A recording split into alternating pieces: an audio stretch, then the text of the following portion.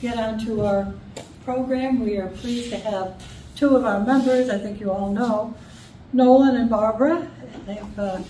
Barbara couldn't, because of her work schedule, she couldn't regularly attend meetings until this year, and now she's coming all the time.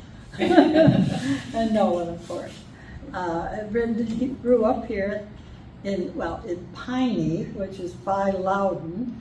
I still drive around trying to imagine Nolen growing up in there. Anyway, it's interesting. So they as you know, they put together a presentation on personality and writing habits, or well, we'll get into that. Methods with your personality. Okay. Thank you, Cheryl. I'm sorry, I don't think your book would help me. You said if you're confused, anxious, depressed, all those things, I'm the one who causes those things. So I don't know if that'd help me or not. I'm looking forward to the program next month on poetry. I love poetry. As a matter of fact, I want to submit my poem for you guys to consider for one of your future publications. This is my poem. Mary had a little lamb. He would have been a sheep, but he decided to become a writer, and he died from lack of sleep. So you lay in bed at night thinking about you. I don't know about you, but I write all night long. If I could just get it on paper in the middle of the night, it would be great. But anyway, today we're talking about personality and how personality impacts your whole writing philosophy and style. Barbara's going to do a presentation on this. I gave you a little copy of a one-page personality assessment. The DISC personality assessment she's going to talk about has been around forever, for centuries, really. And then a lot of online assessments. I'm confident most of you have taken a personality assessment in your profession sometime in the past. This is just kind of a refresher for you to do. And if you evaluated all these words, add up the 4 columns if you've not already done so, put those 4 numbers across the bottom, and the highest of those 4 numbers is probably your primary personality type. And then when she describes what each of these personality types are like, you will know why Jerry is so weird.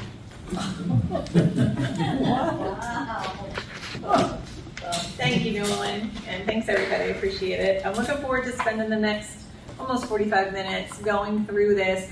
The approach that we're going to take first is what we're calling the discovery phase, which is, again, just to, if you haven't already done it or you need to think about it a little bit more, just discover your personality, and then have a little reflection about it through some of the things that we're going to be reviewing about each one of the styles.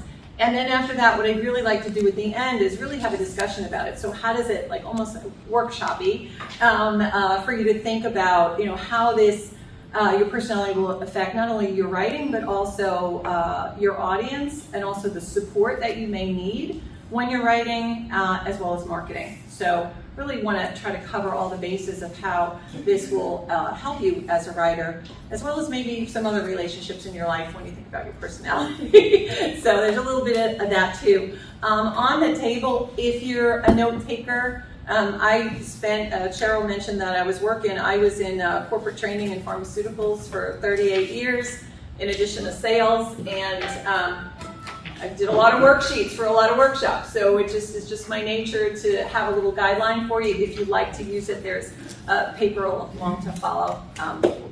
It's totally up to you. So that's the first part of it. And again, I really do hope that you'll participate a little bit, as well as just having me talk, which, as Nolen knows, based on my personality, I can do, but I'm not going to. One last thing, I'm going to put in a shameless plug. Nolen and I have known each other now almost 5 years. I love this man. I love his wife Clarice. I consider him a friend, but also he's been a wonderful mentor to me as a person. And it's interesting the way that our 2 personality styles mesh together. One of the first things I got involved with Nolen, in addition to attending church in Lenore City at First Baptist Church, was being involved in his a workshop called GPS Life Journey. It's an 8-hour workshop. It's pretty not only comprehensive, but intense in a very, very good way for you to find your purpose. And I'm hoping that all of you, one of the purposes that you feel you have in life is to be a writer. And it was interesting for me because I also saw that not only did I get that affirmation, but my book that I wrote called Whispers of Wisdom was written many years before I did this, and it kind of affirmed that what I was doing through my book was actually really part of my purpose and my personality really to shine. So a lot on the intro, and we'll kind of get started.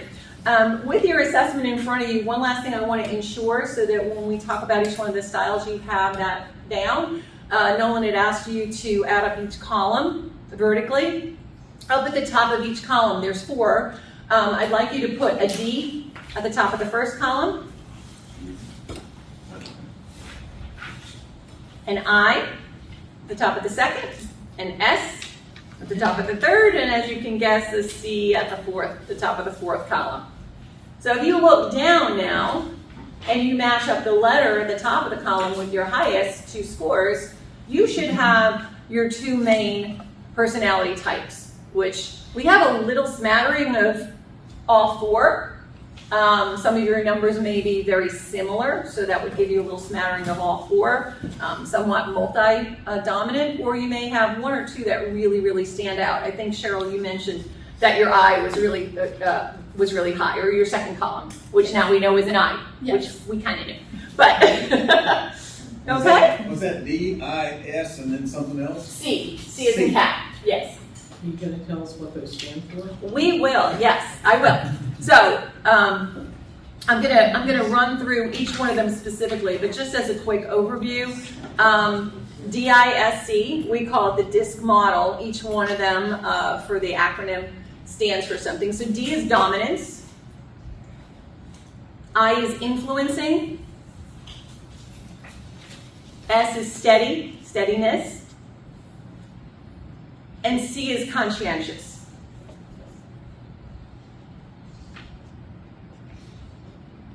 So those are the major overarching parts of that. If you look down within each one of the columns, you'll probably see some words or terms that you go, oh yeah, that kind of makes sense. If I'm dominant, bold, action-oriented, opinionated, those terms really do resonate with dominance, right? Versus an S, you see things like for steadiness, a peacemaker, warm, relational, patient, right? So that makes sense. So you'll start to see, that it's really easy once you start looking at some of those terms, and some of them may be more applicable to you than others. Okay. One other thing about DISC, in addition to the names, the frequency is very interesting. What do you think is the most popular of the personality styles, D, I, S, or C? I know you don't know a lot about them yet, but just think about, again, conscientious, supportive, influencing, or dominant. Popular, do you mean most frequent? Most frequently, yeah, as far as the most popular personality styles. Like if I were to assess the frequency in the general public.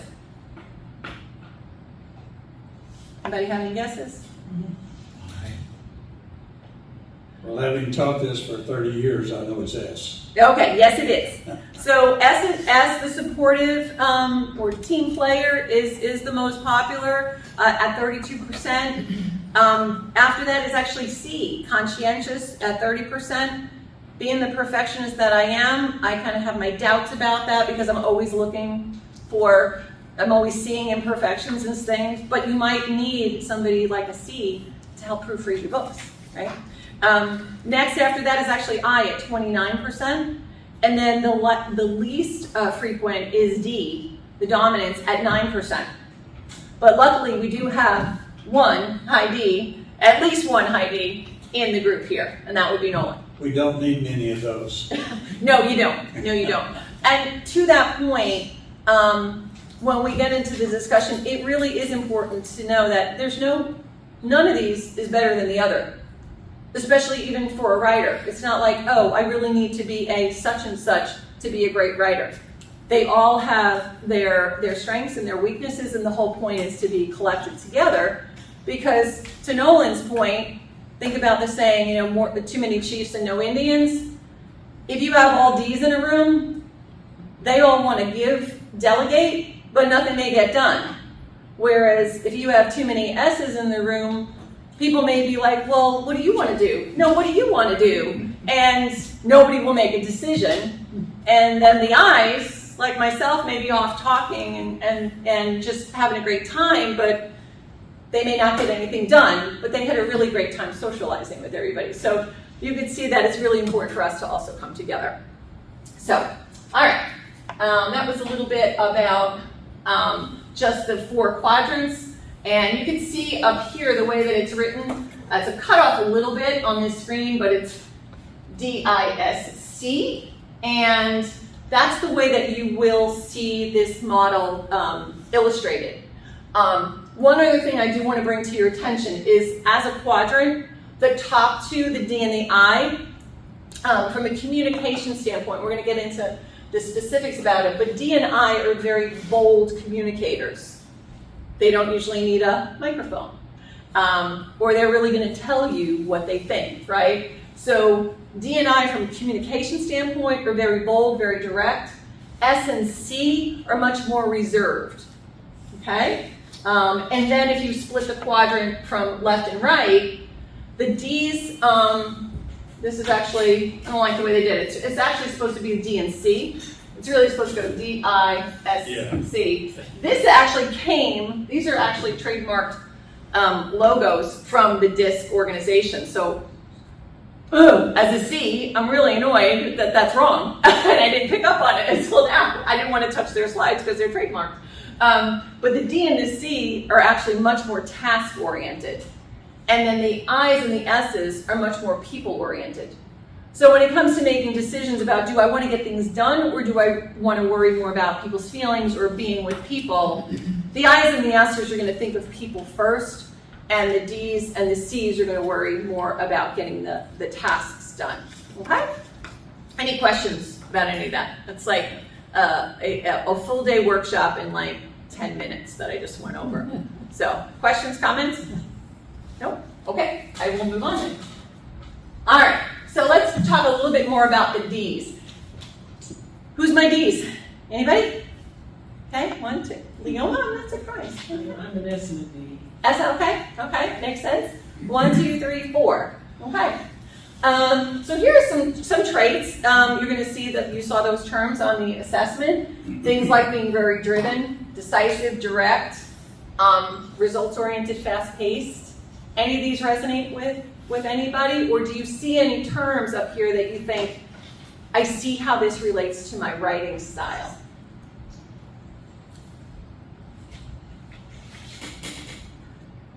And the D's don't have to be the only ones to answer.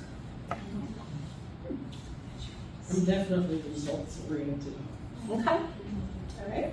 And it has nothing to do with my writing style. None of it? Okay. Not really. That's my work life. Okay. We talked a little bit about that. Yeah. One of the things that we had discussed, I can't see your name again. Yep. Okay.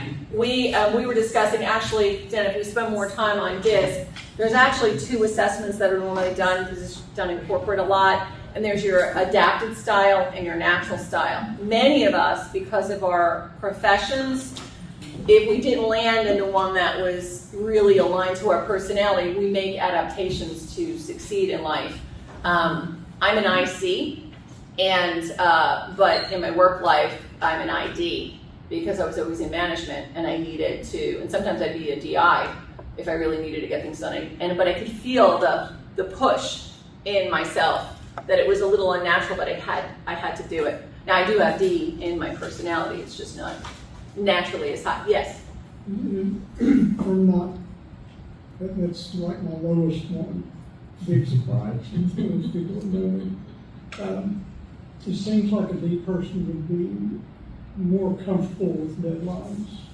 With what? With deadlines. Yeah. Than somebody like me. I think if they're results oriented and determined that it seems like, and I don't want to speak for the Ds in the room, but it seems from the outside looking in, that they would not necessarily embrace deadlines, but understand deadlines. Absolutely. Yeah. Yeah. Or, and you know, you might want to partner with a D. That's a good point. You may want to partner with a D to say, you know what? You had mentioned it earlier, Julianne, that, you know what, it's taken me years to write my book. You might need a D to be like, you know what, next month, I want to see the next chapter. Okay, good. And then I'm going to give it to my C friend to maybe proof or give some comments on.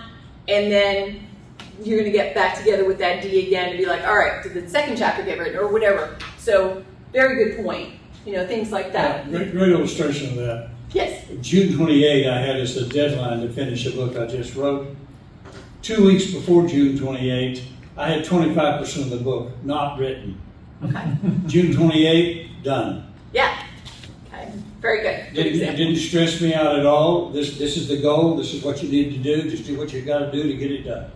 That's the D personality. That's the D personality. You mentioned something else, and I do want to get to you, is that it didn't stress you out. Now, somebody that's a C might be very stressed out because they're afraid to let go of it because it may not be perfect. Or an I might be stressed out because I want to get, you know, I want to add some more information. I want to add some more color to it. You know, I need a little bit more, whatever. So there's different, you start seeing the rub with that. Yes. I was just thinking, if you were talking about deadlines, sometimes Ds want other people to meet deadlines, and perhaps they are not as driven to meet deadlines. Some of them. So the people that work for them need theirs. Yes. Yes. I was actually going to make the same comment. So yes, it's taking me years. I'm a high D. Okay. But because no one else is imposing a deadline, so collaboration, I think, is important, probably regardless. Very much so. Of the score. Right. Very much so. And that's one of the reasons why we love this opportunity to do this with you, because again, we've got less than an hour to talk, but hopefully it'll start impressing on the fact that we're blessed to be in a group where we've got lots of different personality styles. Share them with each other after this or what have you at your tables, and then think about how, this is another way of approaching partnership with each other and support for any of your future projects. So, okay. So I'm going to do a rinse and repeat on each one of these styles with these categories here. We had some of the traits that we reviewed. We talked a little bit about this. They're motivated by power, authority. They like competition. You'll see when I go through some of the famous authors based on personality styles, why that would resonate and why it would be surprising when you see some of the names that are up there. They really value results. They like to be in charge, that personal freedom. So just some examples there. And I did want to say, Bill, we could, at the end of this, you could either review this, or if you're not a video person, if you'd like, we can send out the presentation to everybody so that you have the slides because I'm not gonna speak to every single one. Okay? All right. I like this because from a communication standpoint, if I didn't have the D up there and I just did each one of these quotes, you could start to pick off like who would say something like that. So a D, something that they may say is, what's the point of playing if winning isn't the goal, right? And S wouldn't say that. You know, and I would just maybe be like, I just want to have fun. I say that a lot on the pickleball court. I'm just like, I don't care if I win or not. I had a very high D say to me one time. He looked over at the other court and he said, Barb, what's your score? And I'm like, I don't know. And he looked at me, he was appalled. Because he was like, he's not playing unless he's winning. And I'm just like, I don't know, if it messes up my hair or I'm going to get hurt, I'm just going to let the ball go. So, perfect example, right? So, communication style, this is fun. I actually play games with this a lot, again, because I'm a disc nerd with Nolen and some of the workshops we do, but I love watching TV and saying, gee, what personality style is that? So, hopefully many of you watch the sitcom Friends, right? If you think back to, usually you will see it. I don't know if they do it consciously or subconsciously as writers of sitcoms, but usually there'll be you could pick off like 4 characters and you'll see a distinct personality style from each one of them. There's a lot of it out on the internet. You can even see disc styles with Winnie the Pooh and all of those characters. But I think it's maybe a while since we've been reading Winnie the Pooh books, unless you have grandchildren. But D, when it comes to the sitcom Friends, Monica, if you think of Monica, she was a high D. Another illustration is if I was having a dinner party, I would try to get somebody from each personality style together to make that, take off without a hitch. What would my D do? My D might be the one who selects the venue or nails down the date, right? Something like that. So just an idea, just some examples of how these things really play out in our reality. Some other things, I kind of went through them, but ways to communicate with Ds and not to frustrate them. And this is not only to help you in relationships, but also from a writing standpoint, what I thought about here is when you think about your market for your book, if you've got a niche audience, you may want to think about how you don't want to frustrate your reader, right? If there's a particular profession or something that maybe your book is being written for, right? And you know that profession usually has a high propensity for Ds, right? Maybe you're writing a book that's going to assist CEOs, right, or anybody in the C-suite. To give you a clear understanding, a good friend of mine wrote a book. Okay. It's a great book, and many of you probably have written it. Last Stint at Fort Creek on the Telco Dam. She's a high C personality. I went to school with her. The book frustrated me to death because I wanted the story, and she's wanting to give me minute details that I don't care anything about. She wore me out with the details of the book. Yeah. And Yeah. that's how you got to be conscious of. Yes. All these details may be important to you, but the reader may not want to know all that. Right, yes, great example. And so things like, what is the bottom line in this, right? Avoiding generalizations would be a good one too. Repeating yourself too, that's a big one for D. So again, you'll get all these slides, but there's some good tips with that. So one of the greatest things, success in the workplace or even just I think in relationships, as much as I'm saying this is kind of like a fun game to kind of think about or assume people's personality styles, it really does help you from a relationship standpoint and communicating to adjust your communication style if you get a sense of that other person's personality style. And again, how would this relate to us as writers? Think about maybe a fair that we may go to. What are the type of people at the fairs that we're going to?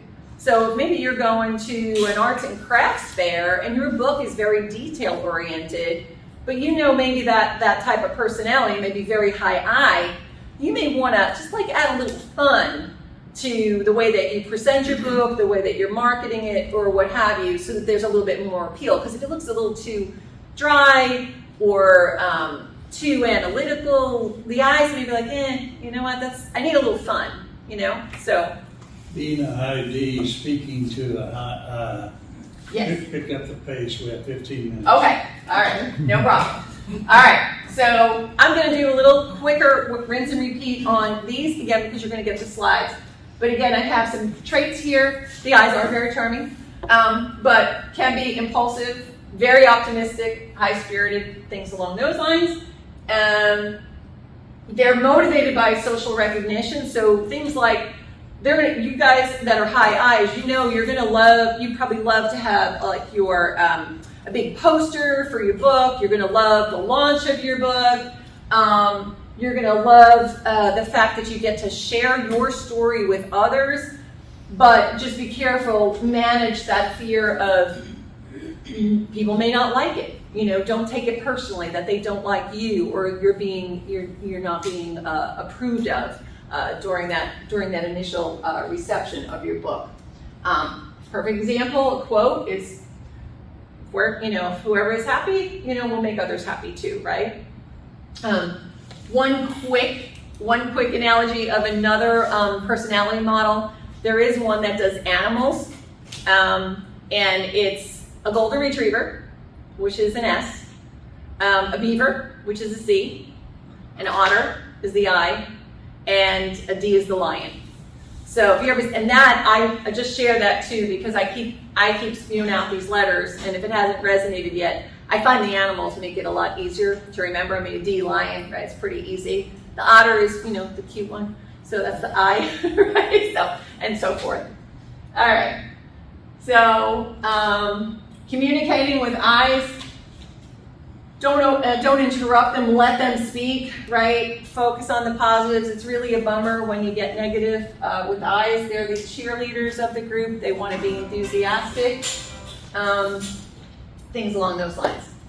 S, this is where you get that there's a little bit more stability. Some of the things I saw on the list here, warm and relational, supportive. An S could be a good person to maybe read your book to give you some feedback, but also take into consideration of the fact that they may not always be candid with you because they may not want to hurt your feelings either. So something to think about when you're partnering to get some feedback from different people.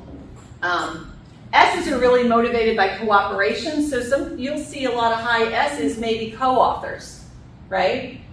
And that's fine, that'll work. Or they may be writing books where they're self-help books. Or, Leoma, did you say you were DS or you had SD, right? SD? Yeah, that makes sense because you write a lot of books that are very warm and engaging, but very supportive for people and very helpful. So just some little tips there. And this is a quote. This was Emerson. The invariable mark of wisdom is to see the miraculous in the common. They're very collective. They they want to get everybody's opinion. They hope that everybody is going to agree. What does the team want to do? Things along those lines for S's. Okay. Again, warm personality style. Do not put them on the spot to take the stand, and I may want to really encourage an S and say, come on, share and everything like that. Tell people about your book or whatever. An S may want to market it in a very different way. Be a little bit more in the background, not really take the spotlight. Let the book lead, but not themselves as the author. But an I might flip that. It might be really about them. Oh yeah, and I wrote a book. I forgot about that. So that's S's, and then last but not least, as you can see the pattern here, a lot of C's will write very analytical or accurate books. To Nolen's point, a lot of research, making sure that the details are in there, but you want to be very careful of that. Now, Cheryl, I know you're a high I. I've read some of your books, and I've been very impressed with the research you've done and the details. I know sometimes you have a consultant come alongside, but you may also be doing that on your own. Just the one time Okay. consulting. Now, to that point though, you also want to recognize as a writer that if I do want to write a very detailed book that takes a lot of research, based on my personality, I may want to schedule more time in my timeline to write my book if I'm writing a lot of details, because the very high I may need more time because it might be really energy sucking to do those details, right? They kind of have to back up, I gotta do research, I gotta get real serious here. This isn't the fun part of writing my book, right? So another thing to think about from your own standpoint and reflect on. Okay? Really love quality of work. Again, I've talked about them being great proofreaders, but you want to be careful because they could get into the swirl of analysis paralysis, or, I got to read that over again. I think there might be a typo in there. So they may kind of want to just tread water a little bit too much. You want to be careful of that. And then also, I will say this, I said I'm very high I, but I am a C. And I know where the 2 typos are in my book. And it really gets me. That's the C in me, not the I. Okay. And this, this is classic of a C. It takes less time to do a thing right than to explain why you did it wrong. Whereas my dad always said, and he was a real German, it was, measure twice and cut once, right? It's that kind of mantra that a C will really resonate with. So very much with C's, when you communicate with them, or you're trying to, in your book, maybe persuade people or give the details about it, they don't like fluff. They don't like, well, I just think that's the way it should be. And I might be like, well, that just, that's not my gut is. I believe this because I believe it. I got a feeling about it. A C is going to want, well, I need a little bit more detail, right? So Bill, even in cases of like your book, I think about sometimes even, in the Christian realm of writing books. I know some of you do that as well. This might be a little bit, add faith on top of this, but and I may not, but I believe because I believe. This is my experience with God. But if you have high C's in your group, I want to see more of the scripture. I'm going to take this from a different approach. So again, I don't know every single one of your genres, but hopefully these are given some good examples of ways to think about your writing. Okay. Ways that writers use this. Here's some other things that I just wanted to point out. Crafting of the characters, right? Think about that. How would an I craft a character in comparison to maybe a C? What are some differences you might see in thinking about that? Anybody? I would think the I would be maybe a little more unusual characters, more complicated. I would say more interesting. And interesting. It's interesting the way that we resonate with the words, right? Interesting. Maybe what does their hair look like? What are the clothes that they have on? They may really be describing the colors and things like that. Whereas maybe C may get more into the credentials of the person, or a D may be more concerned with, what is the impact of this character going to be? It's going to be like full on as you start to read. What is this the leader? Is this the head detective? Is this what have you? The expert in my story? What have you? Connecting with readers is going to be really important. Again, depending on your niche, I know there's some authors that are not here right now, but even with children, for children's books, right? Is this a book that's going to be encouraging to them? How are you connecting? What is the genre? Is it something analytical, technical? And then lastly, thinking about the plot. The plot may not be the usual graphic because I have a tendency to be more like that little cartoon where the little boy needed to get from point A to point B, and they kind of do one of these before they get there. Whereas a D may be like, straight across, and C's may take a lot longer length to get to the full arc of the plot because they're putting in so much detail. Okay? So, but these three topics, crafting the characters, connecting with the readers, and plots are other things that we just really wanted to share with you to say, think about these things. How is my personality affecting my writing? And then also, how may I adjust for the audience that I'm writing to? Okay? We've kind of said this. There's no one right style for a writer. There's no right personality for anybody, in life in general. Your best personality is the one that God created you to be. But on that point, I've often heard to think of these not as a box to fit in, but as a mirror to look at. And that you got to be careful. I've also heard I'm not a type. I tend to score a type. Yes. Is that if you start thinking of yourself as a D or as a box, you start becoming that. Yes. Rather than being who you are, right? Yes, no, that's a good point. From a predictability standpoint for behaviors, it's something to consider when we probably will. The knee-jerk response may be more of one than the other, but you're right. People don't fit neatly into boxes at all. So very good point. But with that said, there was another point that I learned about. These are not quite, but Myers-Briggs and Carl Jung has his 5 bigs. I learned about them in undergrad, and once I started, I would put people in boxes. And once I started putting my professors in boxes, I understood what they wanted on tests and how they wanted things.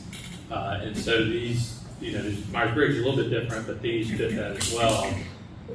So, the other comment I was going to make real quick is that if you start watching how people write their characters, there's a good movie called Four Seasons. I don't know if you have seen that. Back Alan Alda wrote it. He tends to write with these in mind and writes his characters to be one of these four, and their conflicts between. You can really break down your conflicts between people based on these as well. Yes, absolutely. And I will say, and we all sell books, right? We want to sell books, right? Well, I was in sales for years. I sold medical equipment and pharmaceuticals. I had to know every doctor's personality type. Because again, you can't say that whole profession is all one particular personality style. And every time I approach one, I had to decide, am I going to chit chat with this person for a little while before I start talking about a clinical trial, or do I get right into it, right? So very important for us as salespeople as well to consider that. Adapting your communication style, considering people's personalities, is really a win-win for you from an emotional intelligence standpoint, and again, to socially navigate, and again, hopefully with sales. So the last thing, we're almost there. This is in there. It's just I put in some writers based on their personality style. I'll just pick off. Stephen King is a D because again he's so competitive. Maya Angelou is an I. She's very rococo in her writing. J.R.R. Tolkien, an S because of again the greater good was his motivation. And J.K. Rowling, I mean the amount of detail that she puts in her books. So those are some examples. So the last part where we are is these things. I want to consider, I'm going to put them all up there. These are the things we wanted to consider. So I have my buddy up here. Being a high D, Sorry. I am a firm believer. You always start on time. You use your time wisely. You always stop on time. It's exactly 1 minute to 12. I had two. We will stop. We will stop at about. And a D keeps his watch 1 minute fast. There you go. But a closing statement for each of these. If you're a D, here's what you need to remember. Tell a story. Share your story. We're given to bottom line facts, statistics. It was difficult for me to write Boy from Piney. Every book I'd written before was an instruction manual. I had to learn to tell stories. If you're an I, focus. Focus on your story because you have a tendency to be all over the place. Focus. If you're an S, S's, you have a story to tell. A lot of S's feel like, well, somebody else can do it. No. You have a story to tell. Tell your story if you're an S. If you're a C, your story is good enough. Turn it loose. It will never be perfect. A C has a hard time stopping. You have to force yourself. Okay, I'm done. That's good enough. Let's go on to the publisher. Okay? Thank you very much. See you next time.